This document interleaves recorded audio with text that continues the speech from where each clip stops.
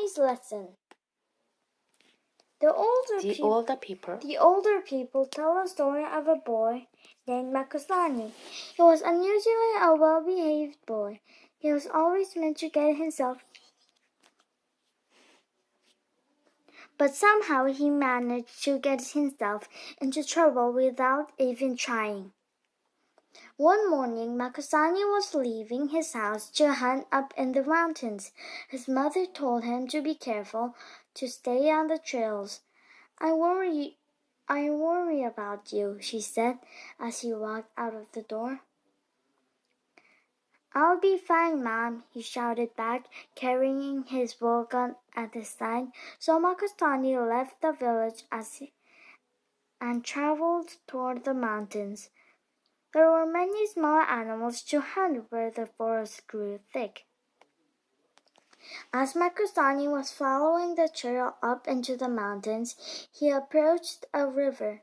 He had passed by this place many times before, but on this day there was a canoe tied to the shore.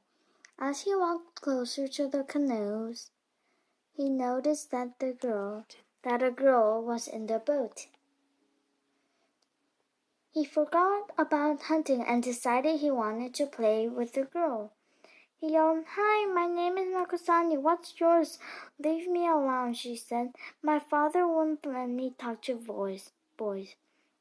"But he won't know," Makusani replied. "Why can't we play?" She didn't answer. In fact, she ran away. Makusani thought this was an unusual kind of game, but he followed her. As he chased her, though, she turned into a frog. She hopped and hopped, and he couldn't catch her. Makusani ran as swiftly as he could, dropping his bow gun along the way, but she escaped. He was out of breath. He had wandered far from the trail, and the rainforests were very thick. He wasn't sure how to find his way back to his village. Makusani sat on a log and thought, "What should I do? How am I going to get back home?" As he sat there, another girl walked out of a grove of tropical trees. "What are you doing here so far from your village?" she asked. She was a few years older than Makusani. "I'm lost," she said. "I was chasing a frog, but she got away. Now I don't know how to get back home." "My name is Huena," she replied. "I am Makusani," he replied. "We'll go to my father's house," Huena said. "He'll know how to get you home." She liked Makusani. He appeared to be a nice boy. The two went walking off into the forest. After they had traveled for a long time, Juana stopped to rest. "I am weary," she said. "Let's rest here for a while. I want to take a quick nap.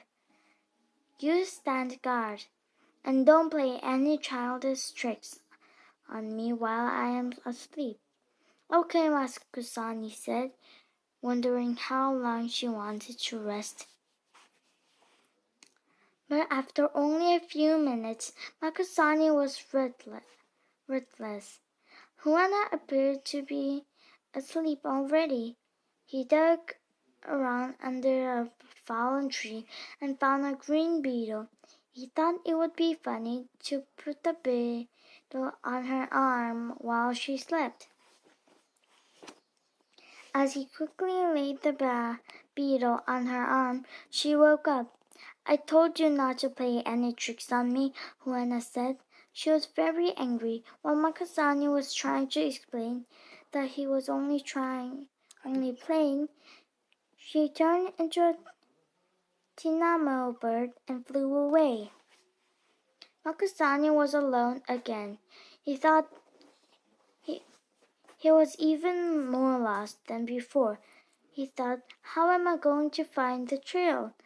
How am I going to get home?" He decided to walk down the hill, hoping to find a trail.